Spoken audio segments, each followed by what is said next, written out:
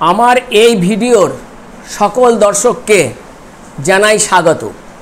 বিশেষ করে যারা ছাত্র এবং ছাত্রী ও অভিভাবক তাদেরকেও আমি স্বাগত জানিয়ে আজকের এই ভিডিও শুরু করছি। আজকের ভিডিওর বিষয়টি হলো বর্ধমান বিশ্ববিদ্যালয়ের বিএ মাইনর 4th সেমিস্টারের বাংলা বিষয়ের অলংকার। এই অলংকারের যে ধারণা, সেই ধারণা জানার আগে সাহিত্য কাকে বলে এই রকম বহু সংজ্ঞা আছে। এখন ইংরেজি এবং বাংলাতে এই বহু যে আমাদের যে সাহিত্যের যে সমস্ত আঙ্গিক, সে ড্রামা, নোবেল, শর্ট স্টোরি, এসে এ সম্পর্কে সংজ্ঞা রয়েছে। আমাদের বাংলা ভাষায় যার এই ভাষাটি যেখান থেকে বিবর্তিত হয়েছে, সেই আমাদের প্রাচীন ভারতীয় আর্য ভাষা, যে বৈদিক ভাষা যাকে আমরা বলি সংস্কৃত ভাষা বা প্রাকৃত ভাষার মধ্যে দিয়ে অপভ্রংশ অবহট্টর মাধ্যমে আজকের যে এই আঞ্চলিক বাংলা ভাষা, এই ভাষার যে সূত্র, সেই সূত্র আসলে বেশিরভাগটাই রয়েছে সংস্কৃতর মধ্যে। সংস্কৃত ভাষার তার যে লালিত্য, তার যে মাধুর্য, তার যে পদক্রম, এই বিষয়কে বর্ণনা করতে গিয়ে আমাদের সংস্কৃততে একটি শ্লোক প্রায় প্রচলিত হয়। সেটি এরকম: উপমা কালিদাসস্য ভারবে অর্থ গৌরবম নৈষদে পদলালিত্যং মাঘে সন্তি ত্রয়গুণা। এখানে চারজন বিখ্যাত রাইটারের কথা বলা আছে। তার মধ্যে প্রথম জনের নাম হচ্ছে কালিদাস, যিনি বিখ্যাত হয়েছেন যার জন্য, সেটি হচ্ছে উপমা। উপমা কালিদাসস্য, অর্থাৎ উপমার জন্য কালিদাসকে আমরা শ্রেষ্ঠ বিবেচনা করেছি এবং তিনি উপমাতে সংস্কৃত সাহিত্যের একবারে সর্বশ্রেষ্ঠ কবি। তার উপমার বহু উদাহরণ আমরা টেনে নিয়ে আসতে পারি, কিন্তু যেহেতু আমার আজকে বিষয়টি বাংলা, তবুও সেগুলোকে একটু অন্তত আত্মস্থ করা উচিত একজন সাহিত্যের ছাত্র হিসাবে বা সাহিত্যের শ্রোতা হিসাবে। যেমন কুমার সম্ভব কাব্যে, সেখানে দেবতাদের যে শ্রেষ্ঠ দেবতা, যিনি হচ্ছেন গিয়ে দেবাদিদেব মহাদেব, তাঁর দ্বিতীয় বারের পরিণয়ের যে বিষয়টি এসেছে এবং তিনি এসে স্বয়ং পার্বতীকে দেখছেন, সতীর দেহত্যাগের পরবর্তী অংশ এটা অবশ্যই। এবং সেখানে একটি শ্লোক আছে এরকম যে, এবং বাদিন দেবর্ষৌ পার্শ্বে পিতরোধমুখী নীলা কমলপত্রাণি গণয়মাস পার্বতী। অর্থাৎ এখানে শিবকে দেখা পার্বতীর যেমন ইচ্ছা আছে, শিবেরও পার্বতীকে দেখার ব্যাপারটা রয়েছে। কিন্তু শিবের যতটা সরাসরি দেখার সাহসিকতা বা এই সমাজে প্রচলিত আছে, সেক্ষেত্রে কিন্তু পার্বতীর অতটা সম্ভব হয়নি। সে কি করছে? সে তখন একটা নীল পদ্মের পাপড়িগুলো গুনছে। আসলে এই পাপড়ি গোনার ব্যাপারটা হচ্ছে বাহ্যিক, যেটাকে আমরা লক্ষণা বলতে পারি বা অভিধাগত অর্থ বলতে পারি, কিন্তু এর ব্যঞ্জনাটি আসল।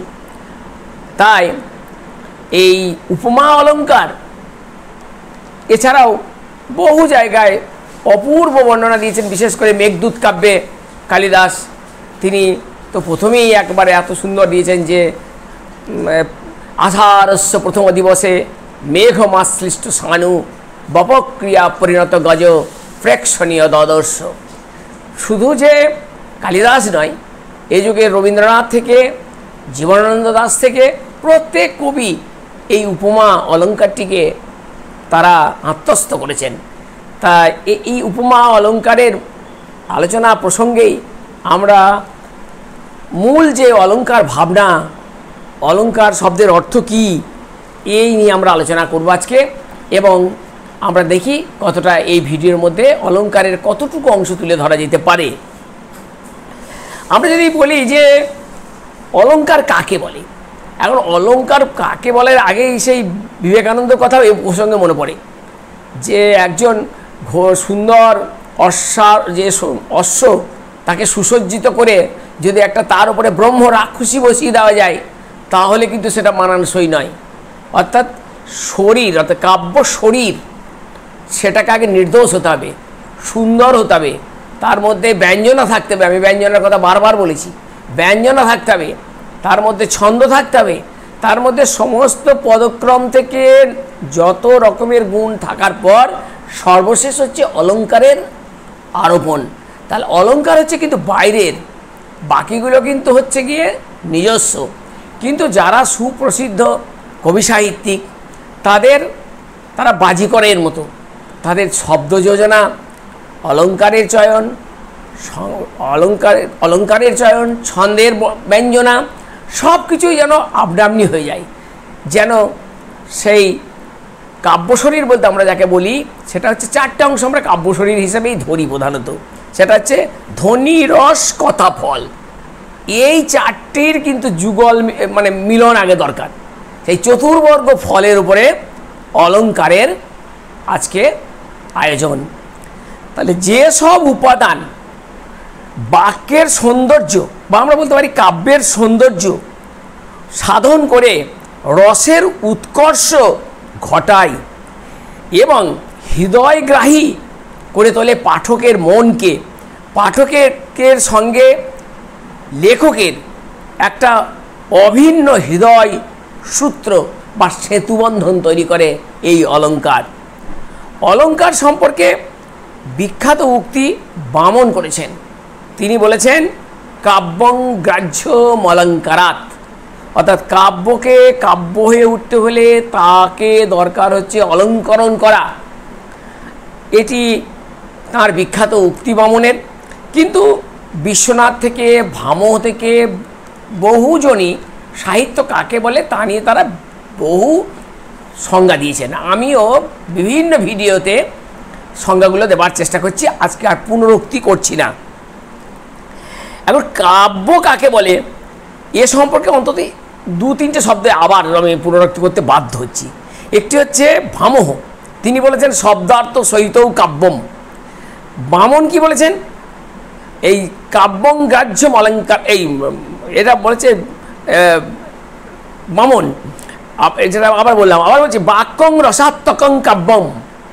এই যে, এবং এছাড়াও আরেকজন আছে যিনি বলেছেন রীতির আত্মা কাব্যস্য, অর্থাৎ স্টাইলের কথা বলেছেন। তাহলে কাব্যকে কাব্য বলে মানুষ বিচার করবে কি, এই যে রসবিচার, সেই রসবিচারের ক্ষেত্রে এগুলো কিন্তু এক একটা দিক, অলঙ্কার, শব্দ যোজনা, এগুলো কিন্তু টোটালি রসই হচ্ছে সাহিত্যের মূল উদ্দেশ্য এবং সেটি গন্তব্য, ডেস্টিনি বলা যায় যাকে। আনন্দবর্ধনের মতে অলঙ্কার কি? আনন্দবর্ধনের মতে অলঙ্কার হলো অলঙ্কারহি চারুত্ব হেতু, অর্থাৎ চারুত্ব প্রকাশ করবে। চারু মানে সুন্দর। দণ্ডির মতে কাব্য অলঙ্কার কাকে বলে? দণ্ডির মতে অলঙ্কারটা কি? কাব্য শোভা না করান ধর্মান অলঙ্কারং প্রবক্ষতে, অর্থাৎ কাব্য যার দ্বারা শোভিত হয়, সুন্দর হয়, সেটিকেই অলঙ্কার বলা হয়েছে দণ্ডির মতে। এক কথায় যদি আমরা বলি তাহলে আমরা এত বর্ণনার মাধ্যমে আমরা যদি একটা সামারি করে সামাপ করি তাহলে এটা হবে সহৃদয় হৃদয় সংবেদনশীল পাঠকের ধ্বনি, রস, কথা, ফল চতুর্বর্গ লাভের কারুকার্যময় প্রতীতি হলো অলঙ্কার। অলঙ্কারের শ্রেণীবিভাগ, অলঙ্কারকে সাধারণত দু ভাগে ভাগ করেছেন আলঙ্কারিকগণ। এই দুই ভাগের মধ্যে প্রথম ভাগটির নাম হচ্ছে শব্দালঙ্কার আর দ্বিতীয়টির নাম হচ্ছে অর্থালঙ্কার। শব্দালঙ্কার তার নামকরণের মাধ্যমেই বোঝা যাচ্ছে যে এটি শব্দের সঙ্গে শব্দের একটা মিশ্রণ বা তাতে একটা চমৎকারিত্ব তৈরি করা, আর অন্যদিকে অর্থ। তাহলে শব্দ এবং অর্থ দুইয়েরই অলঙ্কার আছে। আমরা যেমন অলঙ্কার বলতে সাধারণত যারা পরিধান করে তারা হচ্ছে সমাজের নারী সমাজ। নারী সমাজের মধ্যেই এই অলঙ্কার যে তাদের কাছে ভূষণ, পুরুষের কাছে অলঙ্কার কিন্তু অনেকটাই দূষণ। রবীন্দ্রনাথ গদ্য এবং পদ্য এই কথাটার সঙ্গে তুলনা করতে গিয়ে তিনি বলেছেন তার সাহিত্য নামক গ্রন্থে, সেটি একটি প্রবন্ধ গ্রন্থ, যে কবিতা অন্তঃপুর আর গদ্য বহির্ভবন। তাহলে যার যেখানে মানানসই তার সেখানে সেই রকম অলঙ্কার দিতে হবে। আমরা আসি এবারে শব্দালঙ্কার কাকে বলে। শব্দালঙ্কার বলে এটি কাব্যদেহে অবস্থান করে এবং এটি প্রত্যেকটা ধ্বনি, ধ্বনি মানে হচ্ছে বর্ণের যেটি শাব্দিক রূপ, আর বর্ণ হলো শাব্দিক রূপের লিখিত রূপ হচ্ছে বর্ণ। সে বর্ণের মধ্যে দিয়ে এর প্রধানত প্রকাশ ঘটে। এই শব্দালঙ্কার এর বিখ্যাত উদাহরণ প্রায় সব কবির ক্ষেত্রেই থেকেই আমরা উদাহরণ হিসেবে তুলে ধরতে পারি।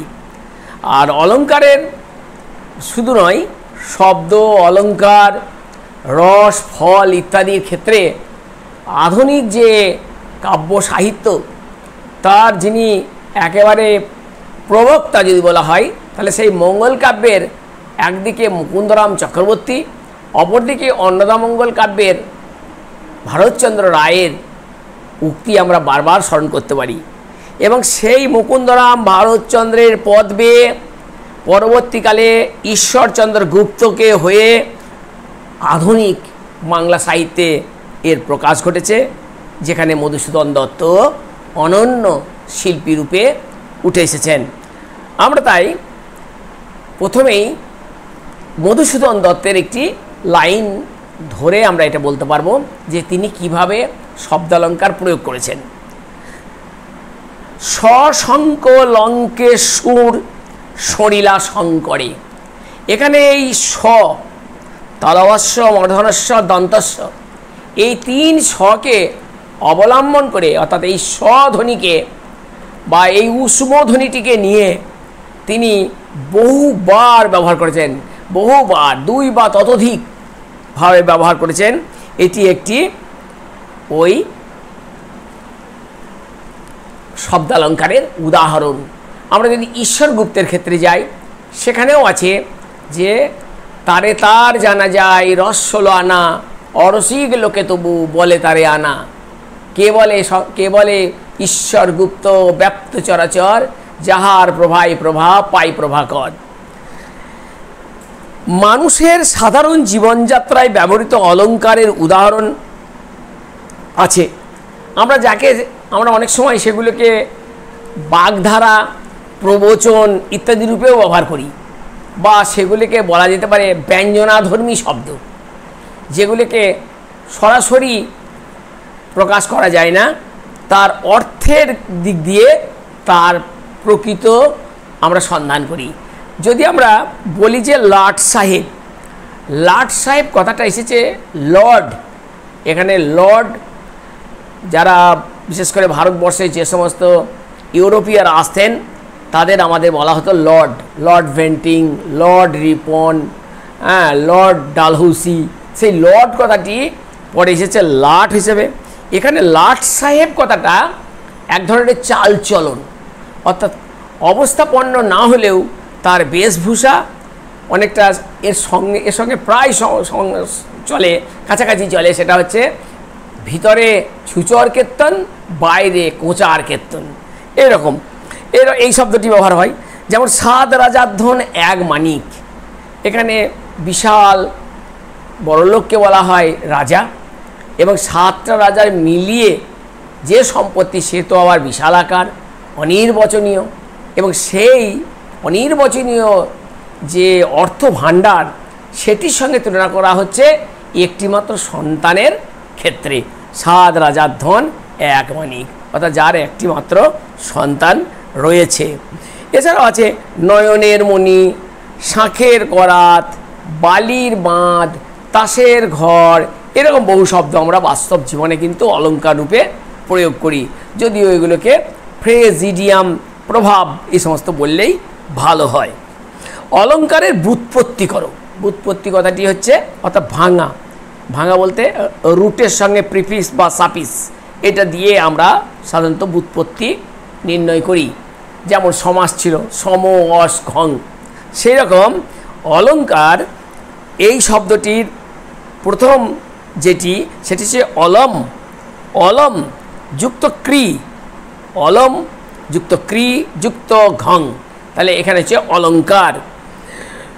অলঙ্কার শব্দালঙ্কার কয় প্রকার? আমরা দুটো অলঙ্কার প্রথম ভাগ করলাম, শব্দালঙ্কার, অর্থালঙ্কার।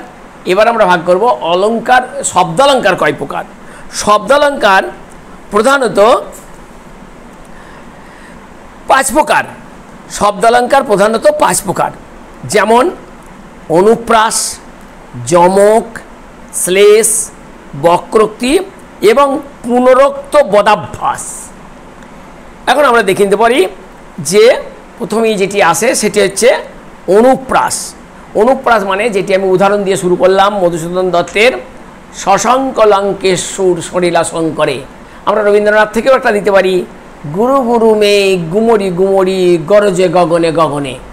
এই যে গ ধ্বনিকে তিনি বারবার ব্যবহার করেছেন, এগুলি হচ্ছে অনুপ্রাসের লক্ষণ। এই অনুপ্রাস তাহলে বোঝা যাচ্ছে একটা ধ্বনি একাধিকবার ব্যবহার করা হচ্ছে এবং তাকে আমরা সাহিত্যের অলঙ্করণ রূপে তাকে ব্যবহার করা হয়। এরপর আসবে যমক। যমক কাকে বলে?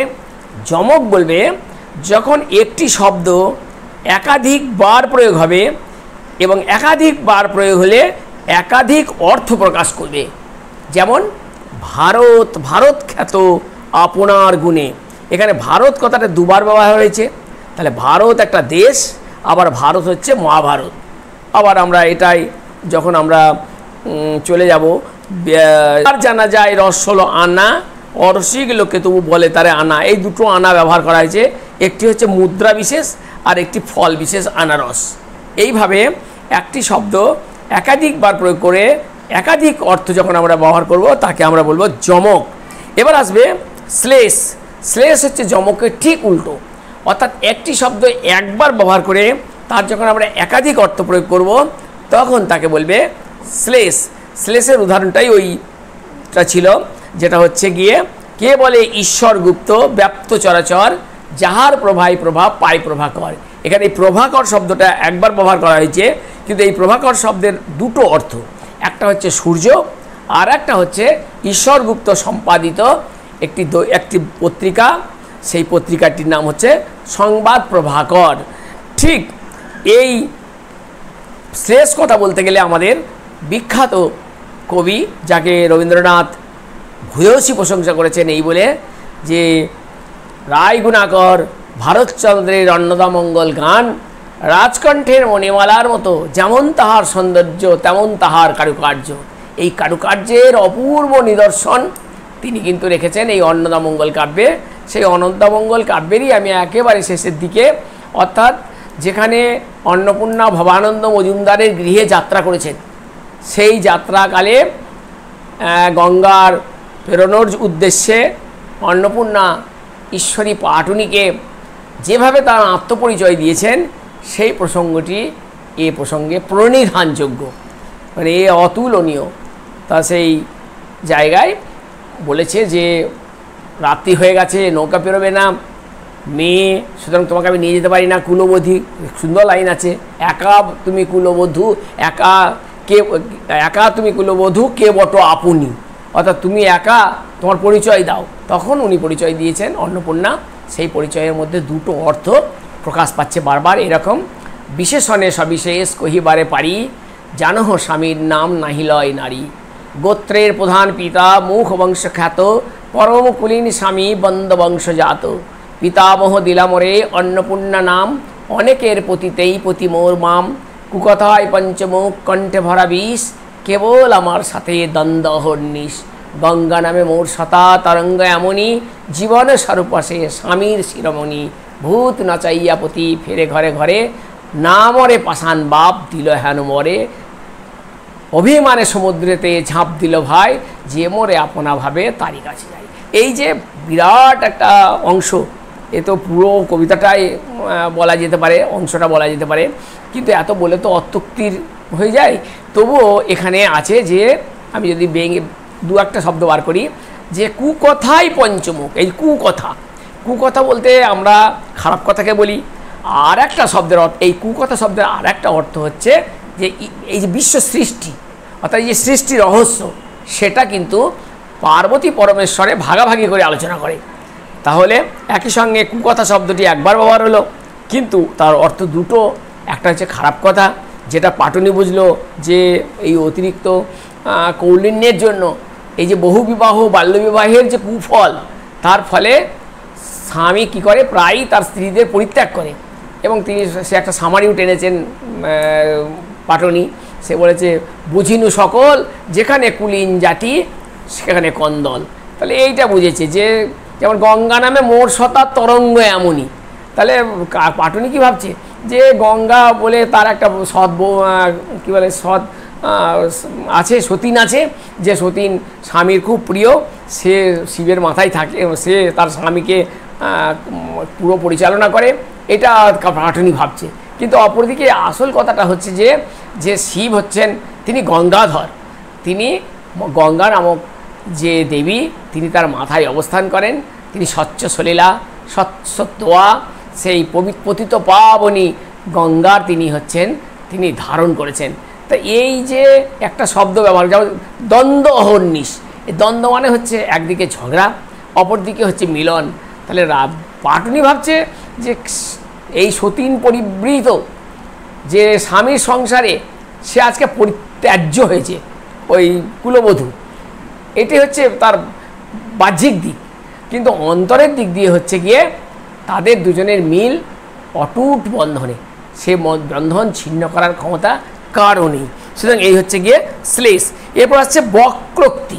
বক্রোক্তি মানে কথাটি বলা হবে, কিন্তু বলার মধ্যে দিয়ে একটা খোঁচা, যাকে বলে ব্যঙ্গ বা যাকে বলে কটাক্ষ, যাকে বলে স্যাটায়ার, সেটা কিন্তু থাকবে এই বাক্যের মধ্যে।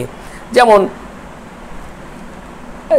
মধুসূদন দত্তের মেঘনাদ বধ কাব্যে তিনি রাবণ হঠাৎ জানলো যে রাবণ ছিল রাজা, শুধু লঙ্কার রাজা নয়, তিনি ছিলেন একেবারে সর্বশ্রেষ্ঠ রাজা।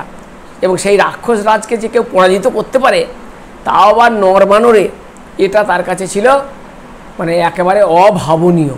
কিন্তু হঠাৎ তার থেকেও অভাবনীয় বিষয় ছিল যে সমুদ্রের মাঝে কখনো রাস্তা করা যায়, তা সেটাই হলো। রাম তার সৈন্যবাহিনী সকলকে নিয়ে এই সমুদ্রের ওপরে যে রাস্তা বানিয়েছিল, সেই রাস্তাটাকে ব্যঙ্গ করার জন্য রাবণ সমুদ্রের উদ্দেশ্যে বলছে, আহা কি সুন্দর মালা পরিয়াছ গলে আজি প্রচেত। তাহলে এটা মালা বলে খুব সুন্দর বলে মনে হচ্ছে, কিন্তু আসলে মালা নয়, আসলে সমুদ্রকে একটু কটাক্ষ করা হচ্ছে যে তোমার বাঁধ দিয়ে, তোমার ওপর দিয়েও যে যাওয়া আসা করা যায়, এটা কিন্তু সম্ভবপর। আরেকটি আছে পুনরোক্তি বদাভ্যাস, অর্থাৎ একই কথা বারবার বলা, একই কথা বারবার বলে চলাটাকে আমরা পুনরোক্তি বদাভ্যাস। যেমন চল চল চল চল, একবার বললেই তো হয়, কিন্তু সেটা বারবার চল চল চল চল, যা যা যা যা, এরকম ব্যাপারটা, মানে একটা শব্দ বারবার এবং পুনরোক্তি হচ্ছে সেখানে, সেটা একটা বদ অভ্যাসের রূপে ব্যবহার করতে। তাহলে অলঙ্কারেরও কিন্তু প্রয়োগ বিধি জানা দরকার। যেমন যেমন রোগী অনুযায়ী যেমন ওষুধ ট্রিটমেন্ট করতে হয়, তেমনি কাব্য শরীর অনুযায়ী তাকে কিন্তু অলঙ্কার দিতে হবে। অতিশয়োক্তি আবার বেশি ভালো নয়। তাই আমরা আজকে এই যে শব্দালঙ্কার, এই শব্দালঙ্কারেরও আবার যে ভাগগুলো রয়েছে, তা নিয়ে আমরা আবার পরবর্তীকালে আবার একটি ভিডিও প্রস্তুত করব। আজকে আমরা মোটামুটি অলঙ্কার কী, অলঙ্কারের ভাগ কী, এবং বিশেষত শব্দালঙ্কার কয় ভাগে বিভক্ত, তাদের উদাহরণ ইত্যাদি দেওয়া হলো। পরবর্তীকালে আমি আবার শীঘ্রই এই শব্দালঙ্কার নিয়ে আর একটি ভিডিও প্রস্তুত করব। আজ এই পর্যন্ত। তোমরা সকলে ভালো থাকবে।